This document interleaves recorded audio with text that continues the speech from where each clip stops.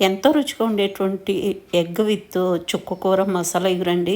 చాలా చాలా బాగుంటుందన్నమాట. ముందుగా ఎగ్స్ని బాయిల్ చేసుకుని పీల్ ఆఫ్ చేసిన తర్వాత కట్స్ చేసుకుని పసుపు కోట్ చేసుకుని పెట్టుకుంటామండి. 2 టేబుల్ స్పూన్ ఆయిల్లో ఎగ్స్ వేసుకుని చక్కగా 1 నిమిషం పాటు ఫ్రై చేసుకుని వాటిని పక్క తీసేసుకున్న తర్వాత ఒక 5-6 పచ్చిమిర్చి స్వీట్ చేసింది, అదేవిధంగా 2 ఆనియన్స్ చిన్న ముక్కలుగా తరుక్కుంది యాడ్ చేసుకున్నాము. ఇప్పుడు దీంట్లో 1 టీ స్పూన్ పసుపు, అదేవిధంగా రుచికి సరిపడా సాల్ట్, 1.5 టీ స్పూన్ వచ్చేసి కారం వేసుకుంటామండి. వేసుకున్న తర్వాత మొత్తం అంతా మంచిగా మిక్స్ చేసేసుకొని ఈ ఆనియన్ ఆల్మోస్ట్ ఒక 90% వరకు వేగేలాగా మనము ఫ్రై చేసుకుంటాం అనమాట.